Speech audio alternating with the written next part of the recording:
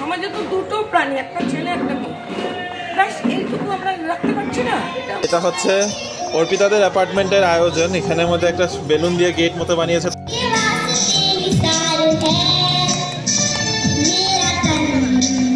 এটা বিশেষত্ব হচ্ছে এটার মধ্যে যে নাম্বারগুলো রয়েছে, নাম্বারগুলো সব দেবনাগরী অক্ষরে। United liberation front of Assam তারা নাকি ক্লেম করেছে আসামের বিভিন্ন জায়গায় 24খানা বোম ওরা প্লেস করেছে।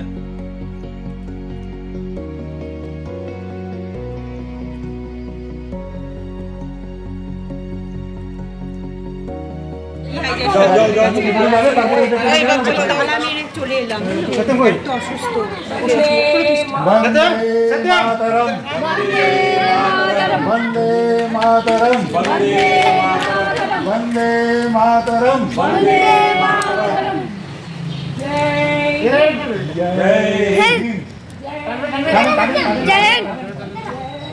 জয়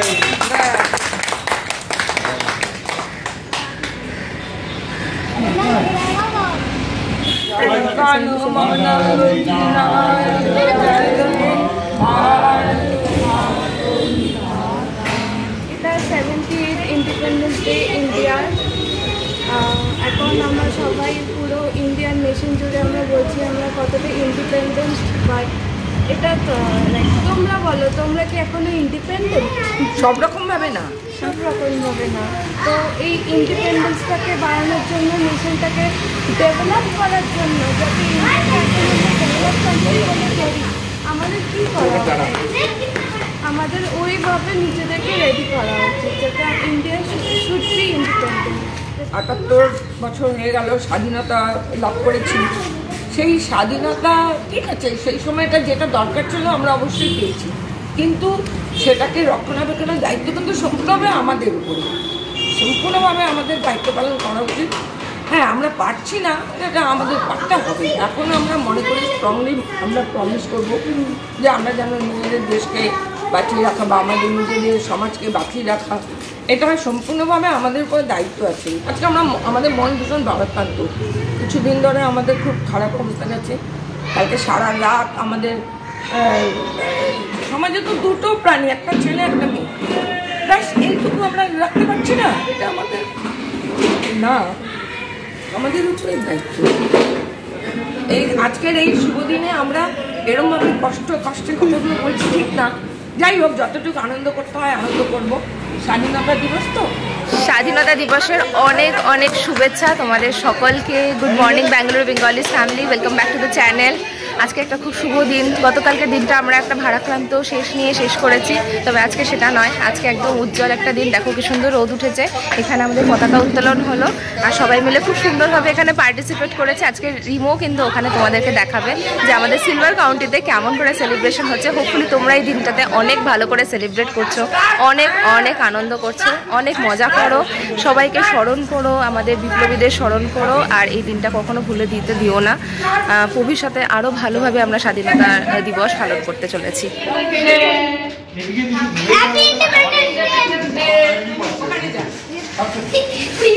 বলো হ্যাপি ইন্ডিপেন্ডেন্স ডে, বলো সুবিধা হ্যাপি ইন্ডিপেন্ডেন্স ডে, বলো independence day, happy independence day. Surajit দা, বাহ, আমি সবাইকে ক্যাপচার করে নিলাম।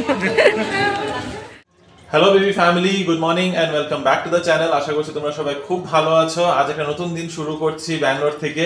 আজকে হচ্ছে স্বাধীনতা দিবস। তো ভারতের স্বাধীনতা দিবসের প্রতিটা ভারতীয়কে অনেক অনেক শুভেচ্ছা। তবে কতটা কি স্বাধীনতা পেয়েছি সেটা নিয়ে না হয় পরে চর্চা করব। পিছনে হয়তো হালকা গান শুনতে পারছো। এখানে আমাদের অ্যাপার্টমেন্ট আর পাশের অ্যাপার্টমেন্ট, দুটো অ্যাপার্টমেন্টেই ফ্ল্যাগ হোস্টিং সেরেমনি, মানে পতাকা ফেরানোর জন্য এখন পুরো আয়োজন করা হয়েছে। সকাল 10টার সময় হবে ফ্ল্যাগ হোস্টিং। তো এখন আমি অলরেডি এখন 9টা বাজে, আমি রেডি হয়ে নিচে যাব একটু সময়ের জন্য। তবে প্রোগ্রামটা মেইনলি বাচ্চাদেরকে নিয়ে, তাদের প্যারেন্টসরাও থাকবে। তো আমি একটু যাবো নিচে, একটু দেখে আসবো। উপর থেকে তোমাদেরকে দেখাই এখন কি কি আয়োজন করা হয়েছে। ওদিকে রিনি তো অলরেডি নিচেই, মানে ওদের অ্যাপার্টমেন্টের নিচে, ওদের অ্যাপার্টমেন্টে ফ্ল্যাগ হোস্টিং হচ্ছে। তবে আজকের দিনটা অবভিয়াসলি সবার জন্য ভীষণ খুশির। তো চলো একবার দেখি এখান থেকে। কি কড়া রোদ, গান তো নিশ্চয়ই শুনতে পাচ্ছ পিছন দিকে, ভীষণ লাউড মিউজিক চলছে। এই যে এটা হচ্ছে অর্পিতাদের অ্যাপার্টমেন্টের আয়োজন। এখানের মধ্যে একটা বেলুন দিয়ে গেট মতো বানিয়েছে, তার সামনে এখানে রঙ্গোলি করা রয়েছে। আর এখানের মধ্যে ওই যে এখানে হলো ফ্ল্যাগ হোস্টিংটা হবে পুরো মাঠের মধ্যে। আর এদিকে আমাদের অ্যাপার্টমেন্টের এই যে এই অ্যাপার্টমেন্টে দেখো এখানটার মধ্যে কিছু পতাকার মতো লাগানো রয়েছে। এদিকে আমাদেরটা নিচে গেলে দেখা যাবে, এখান থেকে আমাদের অ্যাপার্টমেন্টের এর ব্যবস্থা দেখা যাবে না। তো গেটেও কিন্তু কালকে রাত্রে আমি নিচে গেছিলাম যখন একবার, ওইদিকে গেটেও কিন্তু একদম লাইট টাইট দিয়ে বেশ সুন্দর সাজিয়েছে, ফ্ল্যাগ লাগানো হয়েছে, এসব করা হয়েছে। তো রাতে আর ভিডিও করা হয়নি। তবে চলো এখন যাই নিচে গিয়ে দেখি আস্তে ধীরে কী কী করা হচ্ছে না হচ্ছে। অর্পিতা আর প্রকাশের সাথে হয়তো যদি দেখা হয়ে যেতে পারে ওরা যদি নিচে নেমে আসে। তবে অর্পিতার শরীরটা হয়তো খুব একটা ভালো নেই। নিচে নেমেই আসলাম, তোমাদের সাথে কথা বলতে বলতেই অর্পিতার ফোন আসলো যে ও অলরেডি এখানে এসে বসে রয়েছে। কালকে শরীরটা খারাপ ছিল ওর, অনেকক্ষণ ঘুমিয়ে ওঠে, এখন ফ্রেশ লাগছে নাকি। তো চলো এখন যাই ওখানে, দেখি ওখানে আমাদের কি হচ্ছে না হচ্ছে, কি অনুষ্ঠান হবে। বেশ গান টান চলছে, তো কপিরাইটের জন্য হয়তো পুরোটা দেখাতে পারবো, মানে আমি কথা বলতে পারবো না তোমাদের সাথে। গার্ডেন এরিয়াতে যাওয়ার পথেই দেখলাম এখানে আমাদের সোসাইটির ক্লিনিং ডিপার্টমেন্টের দিদিরা রঙ্গোলি বানাচ্ছে। আমার হাতে ক্যামেরা দেখে খুব খুশি ওনারা। আমাকে জিজ্ঞাসা করছে যে আমি কি ওনাদের ফটো তুলছি। যখন বললাম যে না ভিডিও বানাচ্ছি, তখন এক গাল হাসি দিলেন। আমাদের সোসাইটির গার্ডেনটায় এখনও আয়োজন চলছে। এখানে সকাল 10টার থেকে প্রোগ্রাম শুরু হবে, কিন্তু অর্পিতাদের দিকে নাকি 9টার থেকেই প্রোগ্রাম শুরু হওয়ার কথা। আমাদের সোসাইটির দিকটায় এখনও ফাঁকা, ওই দিকে অনেক লোকজন আছে। চলো দেওয়াল পার করে ওই দিকটাই যাই। এই তো অর্পিতা, দেখে মনে হচ্ছে এখন অনেকটাই ভালো আছে। প্রকাশ যদিও আসেনি, ওর নাকি কাল লেট নাইট পর্যন্ত অফিসের কাজ চলছিল, তাই এখনও ঘুমোচ্ছে। অর্পিতা আর আমি অন্য দিকটায় গিয়ে দাঁড়ালাম। 9:15 হয়ে গেছে, এখনও লোকজন আস্তে ধীরে এসেই চলেছে। 77 বছর হয়ে গেল স্বাধীনতার, কিন্তু ভারতীয়দের এই অভ্যাসটা থেকেই গেল, এটা স্বাধীনতা পেল না। 9টা বলে 9:30 তো হতেই হবে। এই কারণেই মনে হয় আমাদের স্বাধীনতা পেতেও 200 বছর লেগে গেছিল। যাক, অবশেষে মনে হয় শুরু হবে।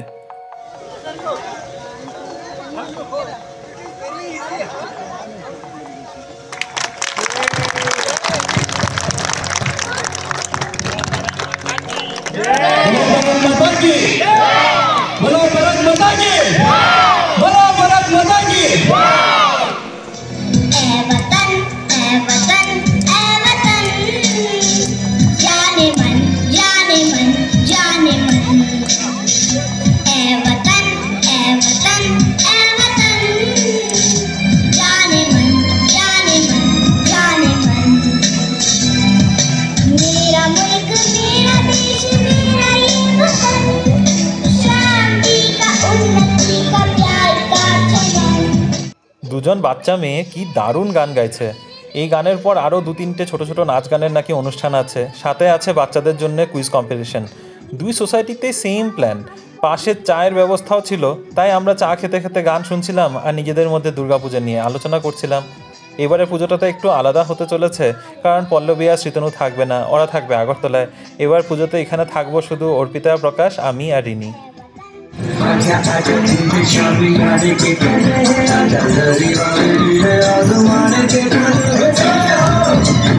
বাচ্চাদের পারফরমেন্স দেখে আমারও নিজের ছোটবেলার স্মৃতি মনে পড়ে গেল। শুধু একবার আরও 10 জনের সাথে গানের অনুষ্ঠান করেছিলাম স্বাধীনতা দিবসের দিন। বছরটা ছিল 1997, গোল্ডেন জুবলি সেলিব্রেশন। বাকি বছরগুলোতে ফ্ল্যাগ হোস্টিংয়ের পর যে একটা করে চকলেট বা লাড্ডু দিত, সেই লোভেই যেতাম আমাদের পাড়ার মোড়ে। চকলেটটা হাতে পেলেই নিয়ে বাড়ি ফিরে আসতাম। স্কুলেও স্বাধীনতা দিবস পালন করা হতো, কিন্তু সেখানে শুধু ক্লাস 8, 9 আর 10-এর ছেলেমেয়েদেরই যেতে হতো। এখন আবার দেওয়াল ডিঙিয়ে চলে এসেছি আমাদের সোসাইটির স্বাধীনতা দিবসের অনুষ্ঠানে। ওই পাশেরটা শেষ হলো, তারপর এই পাশেরটা শুরু হলো।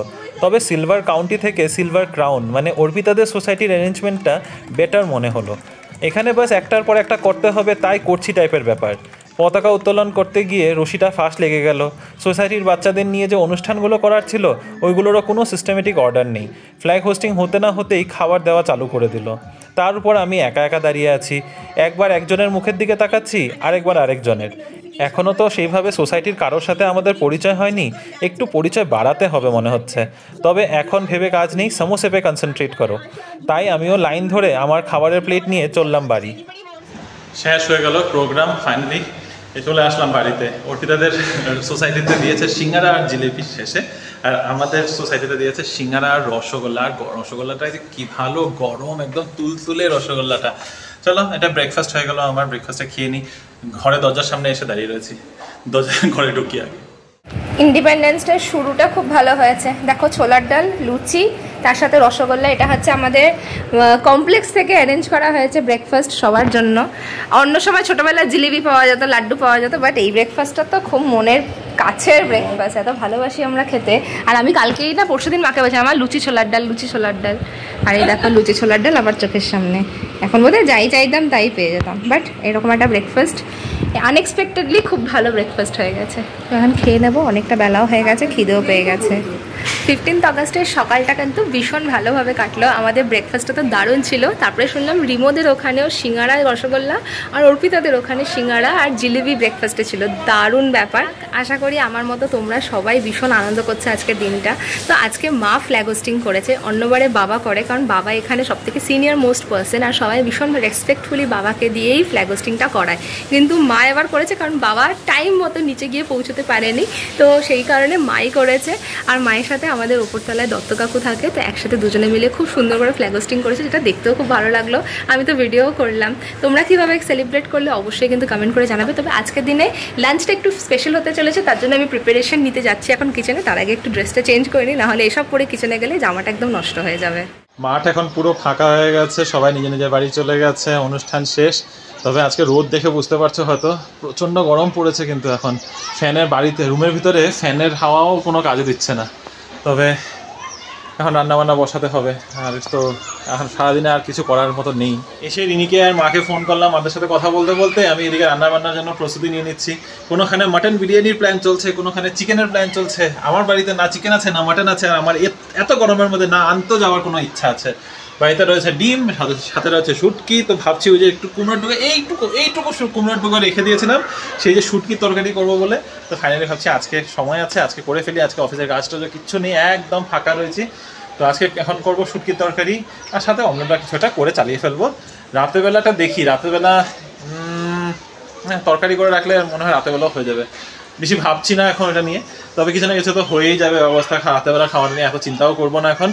তবে কালকে দেখি, কালকে শুক্রবার আছে, কালকে একটু ভালো মন্দ যদি কিছু আনতে পারি, বানাতে পারি, তাহলে শনিবার দিন রিয়াজের বাড়িতে যাবোই। এই সপ্তাহে যেতেই হবে। 1 মাস হয়ে গেছে পুচকুর সাথে দেখা হয় না বলো। আসার পর থেকে ওই যে 1 মাস আগে আসলাম, তারপর থেকে কিছু না কিছু কাজ এটা ওইটা করে মাঝখানে 4টা সপ্তাহ পেরিয়ে গেছে। তো এই শনিবারে যাবো, কারণ নেক্সট শনিবারে অলমোস্ট 90% শিওর যে রিনি চলে আসার কথা। এখন পর্যন্ত এটাই প্ল্যান রয়েছে। তবে এই শনিবারে এই জন্য যাবো। এই শনিবারে গিয়ে অ্যাটলিস্ট একটু সময় কাটিয়ে আসি। আর তো যাবোই যখন, তো ভাবছি যে কালকে রাতে যদি কিছু আনি, তো রাতে একটু ভালো মন্দ রান্না করে রাখবো, তো যাওয়ার সময় পরের দিন নিয়ে চলে যাবো। দেখা যাক, সব কিছু একটু প্ল্যান গুছিয়ে নেবো আর কি। মাটনটা একটু ক্লিন করে রাখলাম, আর এইখানে দইটাও বের করে রেখেছি। আর এই দেখো এই বড় প্রেশার কুকারটা প্রতিমাদির বাড়ির থেকে নিয়েছি, প্রতিমা বৌদির বাড়ির থেকে। তো আমাদের বাড়িতে এত বড় 5 লিটারের প্রেশার কুকারটা হচ্ছিল না, আর প্রেশার কুকারে বানাবো বলে এরকম একটা বড় সাইজ না হলে ঠিক আসলে বিরিয়ানিটা বানানো হবে না ভালো করে, ছোটো প্রেশার কুকারে তো আর হবে না। তো সেই জন্যই এটা দিয়ে দিল। খুব সুন্দর কিন্তু জিনিসটা, দেখতেও বেশ ভালো লাগছে। বিরিয়ানির প্রস্তুতিটা জব্বর চলছে। এখানে আলু ভেজে রাখা আছে, এখানে একটুখানি বারিস্তা, এই দেখো পেঁয়াজটা এখানে ভাজতে দিয়ে দিয়েছি উইথ সাম গরম মশলা। অ্যাকচুয়ালি তো প্রেশার কুকার বিরিয়ানিতে অত খুব একটা ঝামেলা নেই, কিন্তু আমার লেয়ার বিরিয়ানিটাই করার ইচ্ছে ছিল, কিন্তু বাসনটা ঠিকঠাক হচ্ছিল না বলে না সাহস পেলাম না। বাই চান্স যদি আবার ঘেটে যায় তখন ভালো লাগবে না। প্লাস বাসমতি চালটাও এনে রাখা নেই, যদিও মা আজকে আমাকে দিয়েছে এখানে তুলাই পাঞ্জি চাল। এটা কি খুব সুন্দর চালটা, অ্যাকচুয়ালিতে খুব সুন্দর ফ্লেভারফুল চাল। আর এখানে আমার মাংসটাকে পুরো ম্যারিনেট করে রাখা আছে উইথ দ্য বিরিয়ানি মশালা। আজকের বিরিয়ানি মশালা হচ্ছে শাহি বিরিয়ানি মশালা ফ্রম এভারেস্ট। লাস্ট টাইম করেছিলাম এভারেস্টের শুধু বিরিয়ানি মশালাটা দিয়ে, ওটা আমার একটু বেটার লেগেছিল বিরিয়ানি মশালাটা এটার গন্ধটার থেকে। শাহি বিরিয়ানিটা অতটা ভালো লাগছে না, আউটকামটা আসলে বেটার বুঝতে পারবো। তো জানি না তোমরা ইউজ করে থেকেছো কিনা, কারণ এর মধ্যে অনেক ডিফারেন্ট বিরিয়ানি মশালা কিন্তু ইউজ করে ফেলেছি। তো লেটস সি কেমন হয় এটা দিয়ে। মাঝে একটু সময়ের জন্য উধাও হয়ে গেছিলাম, কিন্তু ওই সময়টা রান্না বসিয়ে দিয়েছি। এই যে শুটকির তরকারি হচ্ছে, জাস্ট একটু কষানোর বাকি রয়েছে, একটু জলটা কষিয়ে গেলে ব্যাস হয়ে যাবে আমার শুটকির তরকারি। তার পাশে করে নেবো ভাত, আর ভাত হয়ে গেলে খেয়ে নেবো। দুপুরে এখন 1টা বাজে। এই যে বললাম তোমাদের মাঝখানের মধ্যে একটু সময়ের জন্য উধাও হয়ে গেছিলাম। উধাও বলতে কি আর, এই যে রান্না করছি, রান্না করতে করতে মাঝখানে আবার ব্লগ এডিট করছি। তো ব্লগ এডিট করতে করতে মাথার মধ্যে অনেকগুলো খেয়াল আসলো, অনেকদিন ধরে কথাগুলো ঘুরপাক খাচ্ছে মাথার মধ্যে। তারপর ভাবলাম যে চলো তোমাদের সাথে একটু শেয়ার করি। জানি না আমি কত সুন্দর করে কথাটা তোমাদের কাছে রাখতে পারবো, কারণ আমি না I am not a very good speaker. সত্যি কথা বলতে আমি বলার থেকে বেশি লিখতে বেশি পছন্দ করি, আর লেখি সুন্দর, বলতে খুব একটা সুন্দর করে ওই সাজিয়ে বলদাটা আমার হয় না। তো তবুও চেষ্টা করছি। কথাটা যেটা আমার মাথায় সবসময় ঘুরতে থাকে সেটা হচ্ছে যে এই যে আমরা এত মিছিল বের করেছি, মানে আমি তো পার্সোনাল করি নাই, ঠিক আছে, আমি এইভাবেই বলি যে এত যে মিছিল বের হচ্ছে, এত প্রতিবাদ জানানো হচ্ছে সেই একটা মেয়েকে ন্যায় পাওয়ানোর জন্য, আসলে ওকে ন্যায় হবে? কারণ এই যে দিনের মধ্যে এরকম কত কেসেস আসে, অ্যাকচুয়ালি দিনে কেন বলছি, এনসিআরবি রিপোর্ট অনুযায়ী প্রতি ঘন্টায় 51টা এরকম কেসেস ফাইল হয়, আর সেই সব কটা কেসেসই কিন্তু কোনো না কোনো একটা কেসের উপর আর একটা কেস, আর এই বছরের পর বছর তদন্ত চলতে থাকে, এই করতে করতে চাপা খেতে থাকে, সেই চাপা খেতে খেতে সব নিচে পড়ে যায়। আসলে কি ন্যায় হয়? আর আদৌ এই কেসে ন্যায় হবে? আর এই যে হারিয়েছে, যে প্রাণ হারিয়েছে, আর যেই ফ্যামিলি এই দুঃখ দিয়ে যাচ্ছে, তাদের জন্য ন্যায়টা কি এই যে 3 বছর 4 বছর 5 বছর পর্যন্ত তদন্ত চলবে, তারপরে একটা শুনানি হবে, তারপরে কোনো রায় দেওয়া হবে কোর্টের থেকে, এটাতে কি আসলেই ন্যায় হবে? কারণ ইংলিশে একটা কথা আছে, justice denied is justice denied. তো আমারও সেটাই মনে হয় যে ন্যায় যদি পাওয়াতেই হয় তাহলে এক্ষুনি কেন হচ্ছে না? আর অলরেডি কলকাতা পুলিশকে নিয়ে তো অনেক কথাবার্তা চলছে যে কেসটা বজরাপ করে ফেলেছে, ইনভেস্টিগেশন ঠিকঠাক হয় নাই, কোর্টও শুনানি দিয়েছে, কোর্টও রায় জানিয়েছে যে কেসটা যেন সিবিআই হাতে তুলে দেওয়া হয়, যেটা অলরেডি হয়ে গেছে। কিন্তু কেন এই জিনিসটা প্রথম দিন থেকে কেন ঠিক মতো করে তদন্ত করা হয়নি, কেন ঠিক মতো করে ইনভেস্টিগেশনটা করা হয়নি, কলকাতা পুলিশ কেন এই জিনিসটা করেনি, এটা নিয়ে কি আমরা একবার প্রশ্ন করছি? যারা রেসপন্সিবল এটার জন্য, এই বজরাপ কেসের জন্য, তাদেরকে কি আমরা কি অ্যাকচুয়ালি প্রশ্ন করছি? ন্যায়টা তো এখানে এমনি ইনকমপ্লিট থেকে গেল। জানি না কথাটা কতটা গুছিয়ে বলতে পারলাম, তবে আমার যা মনে হয় ন্যায় যদি পেতেই হয়, ন্যায় যদি দেওয়াতেই হয়, সেই ন্যায় তখনই হবে যদি অ্যাকচুয়ালিতে এই কেসের পরে এই যে আমরা যে এত উত্তেজিত হয়ে পড়েছি এটার থেকে কোনো পরিবর্তন আসে। যদি কোনো পরিবর্তনই না হয় তাহলে আর ন্যায় কোথায় হলো? ন্যায় তো তখন হবে যদি এরকম কেস আর আমরা শুনতে না পারি, মানে এরকম কেস যেন আগে আর না ঘটে, তবে গিয়ে বলা যাবে যে হ্যাঁ আসলে কোনো একটা ন্যায় হয়েছে, যে মেয়েরা অ্যাকচুয়ালিতে রাস্তাঘাটে নিশ্চিন্ত মনে ঘুরতে পারে। আর শুধু মেয়েদের কথা, আর শুধু মেয়েদের কথা না, অ্যাকচুয়ালি আজকাল আর মেয়ে আর ছেলেদের মধ্যে ওরকম করে পার্থক্য করা যায় না, তবে হ্যাঁ মেয়েদের প্রতি এইসব কেসেস বেশি শোনা যায়, ছেলেদের প্রতি এইসব কেসেসগুলো শোনা যায় না, বা অনেকে লজ্জাতে রিপোর্টই করতে চায় না। সে অন্য কোনো দিন এসব নিয়ে কথা বলবো। তবে জানি না তোমাদের কি মত জানিও, জানি না কথা সুন্দর করে গুছিয়ে বলতে পেরেছি। এনিওয়ে, তো চলো এবার ওদিকে রান্নাটা সেরে ফেলি। এদিকে তোমাদের সাথে কথা বলতে বলতে আমার শুটকির তরকারিও একদম সুন্দর পুরো কষিয়ে এসছে। এবার এটা গ্যাস বন্ধ করে দিই। 1:30 বাজে, তো চলো লাঞ্চটা সেরে নিই। আজকে শুধু আছে শুটকির তরকারি, একটু ডাল তরকা আছে, ভাবছি এটা রেখে দিই, এখন রাতে খাবো। তো কেমন হয়েছে আমার থালাটা দেখতে বলো, আর শুটকির তরকারিটা কেমন হয়েছে সেটাও জানিও। বিরিয়ানির রায়তা এখানে আছে, বিরিয়ানির মাংসগুলো অ্যাকচুয়ালি তুলে রেখেছি, আর এখানে রাইসটা তুলে রেখেছি যাতে মিলিয়ে না যায়। তো এই হচ্ছে আমাদের আজকের লাঞ্চ। তার সাথে আছে ডিম সেদ্ধ, সবার প্লেটে একটা করে ডিম সেদ্ধ উঠে গেছে, তো মা একটু সুবিধার জন্য প্যাক করে দিচ্ছে। আজকে ইন্ডিপেন্ডেন্স ডেতে সেরকম কোনো প্ল্যান নেই, তবে আমি এখন যাচ্ছি মাসিমণির বাড়িতে। মাসিমণির আসলে একটা ওষুধ লাগবে, সেই ওষুধটাই দিতে যাচ্ছি। তো ভাবলাম মাসিমণির বাড়ি থেকে একটু আড্ডাও মেরে আসি। মা যাচ্ছে না, মা বাড়িতে রেস্টে নিচ্ছে। এখান থেকে টোটো নিয়ে আমি সোজা চলে যাবো, দিয়ে দেখি মাসিমণি কী করছে।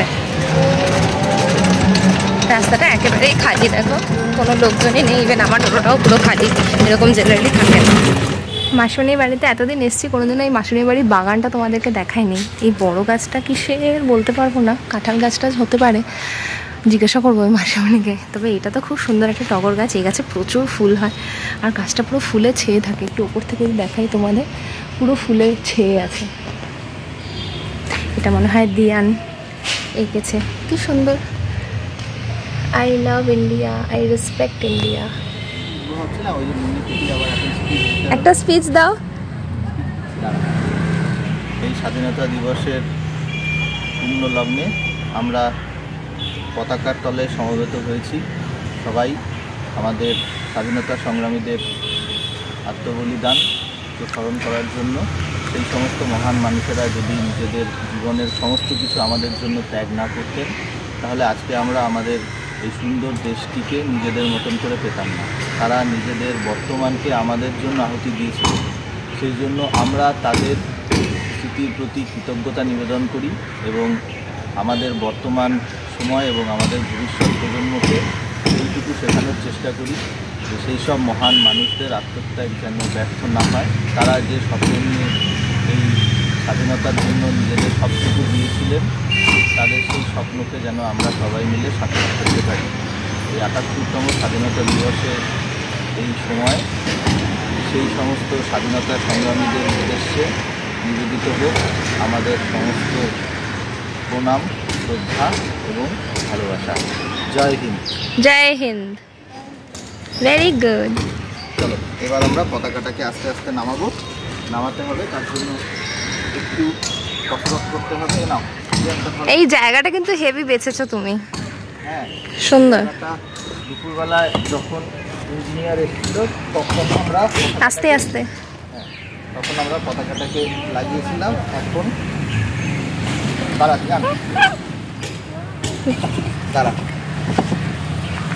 এটাকে তার দিয়ে একদম লাগিয়ে দেওয়া হয়েছিল। পতাকা নেমে গেল। নামাটাই সাবধানে। অসুবিধা নেই, এটার উপরে আমরা বেশ কয়েকবার উঠেছি এবং এর আগে আমি ওইটাতে লাগাতাম। এইটাতে না?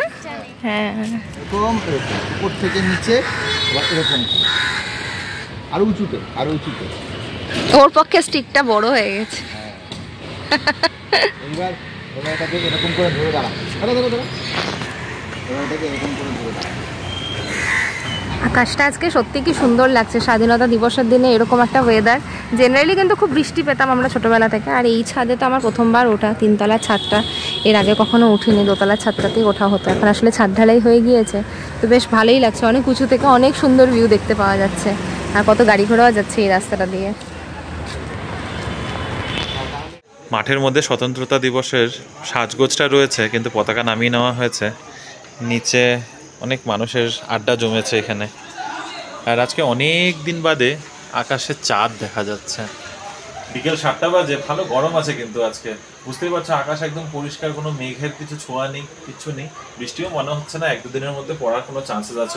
ওয়েদার রিপোর্ট দেখছিলাম, ওয়েদারের মধ্যে দেখাচ্ছে 3-4 দিনের মধ্যে কোনো বৃষ্টির ইয়ে নেই। তারপরে আই থিঙ্ক বুধবার, আজকে বৃহস্পতিবার, রবিবার দিন দেখাচ্ছে হালকা বৃষ্টি হওয়ার চান্সেস আছে। তো গরমটা কিন্তু বেশ ভালো লাগছে এখন।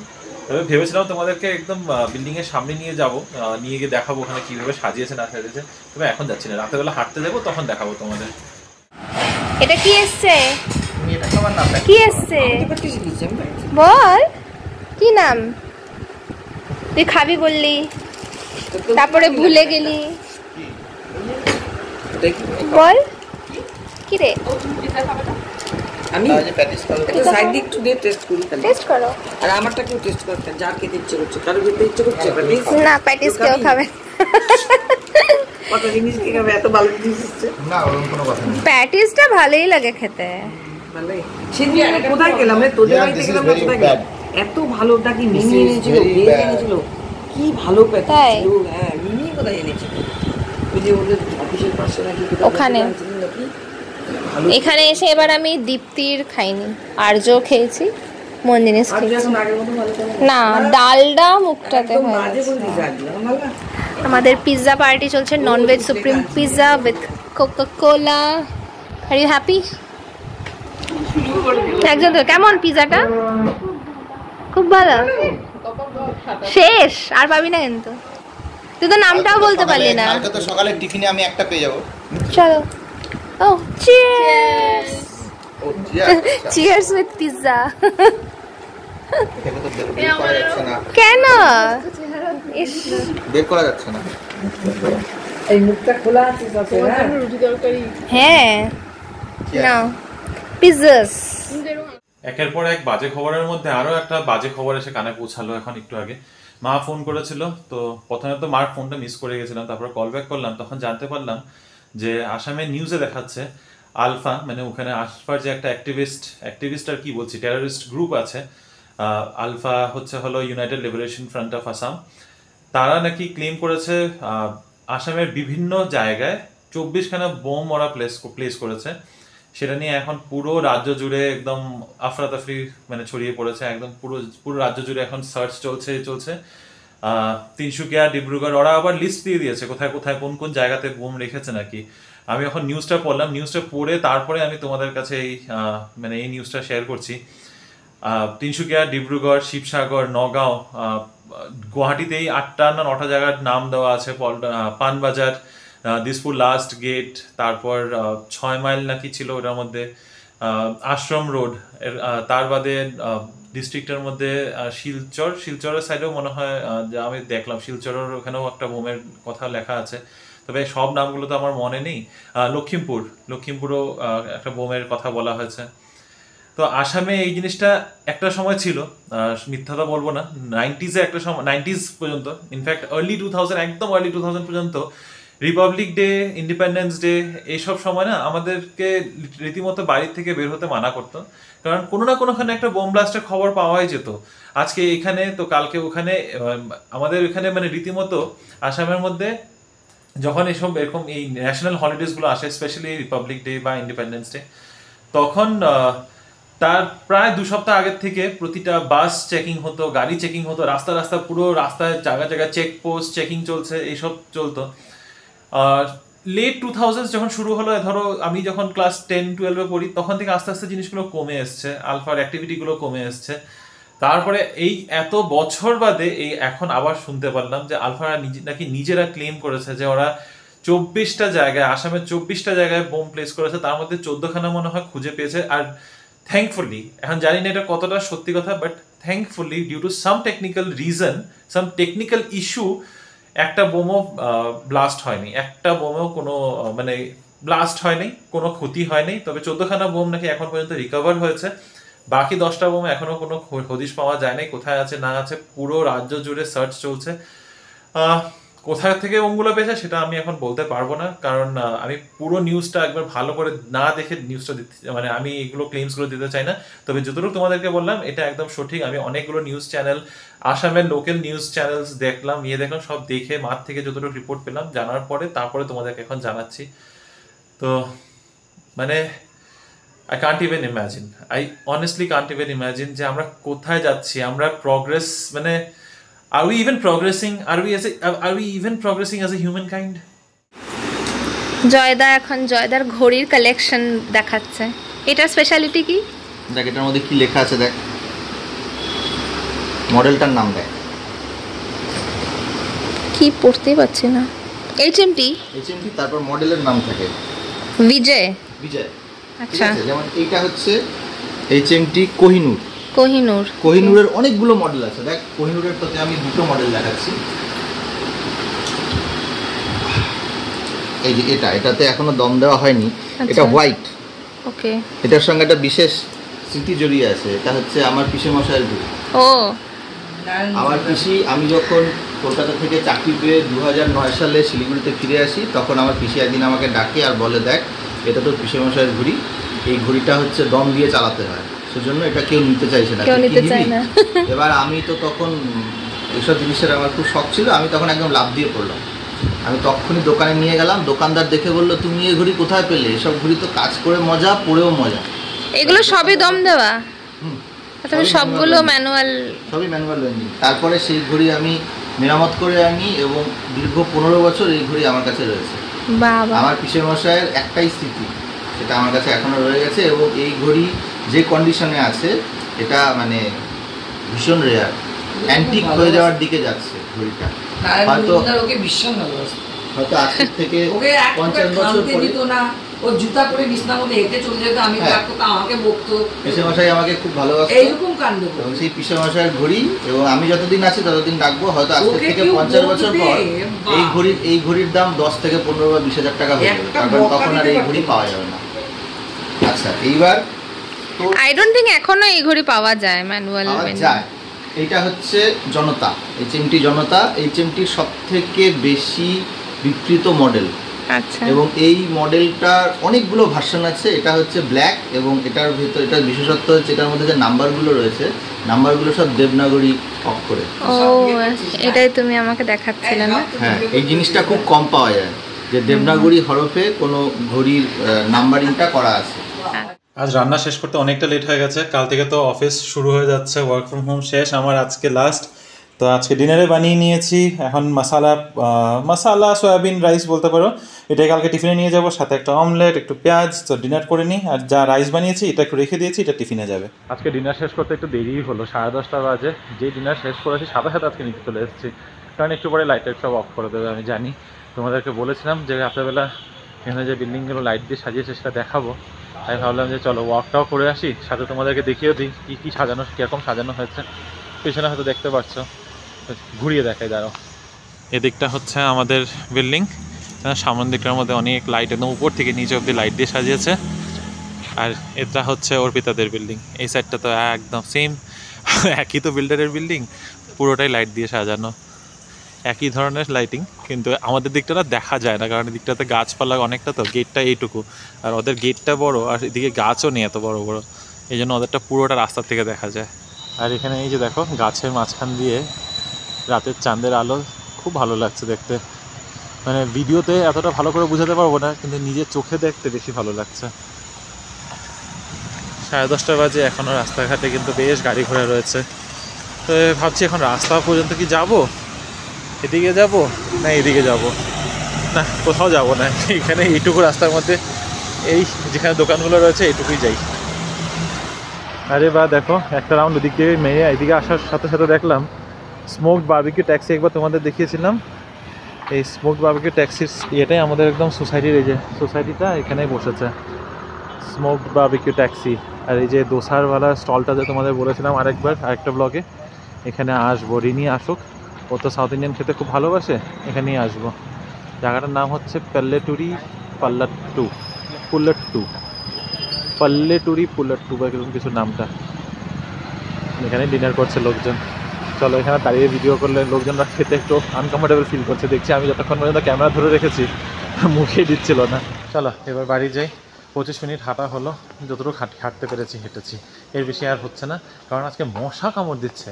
মানে এতদিন পর্যন্ত বৃষ্টি বৃষ্টি ভাব ছিল যে, ততদিন মশা ছিল না, আজকে দেখছি প্রচণ্ড মশা, হাঁটতে হাঁটতে মশা কামড় দিচ্ছে। না হয়ে গেছে, বাস আমি রাস্তার মধ্যে হাঁটছি আর এখানে করে করে পা চুলকাচ্ছি।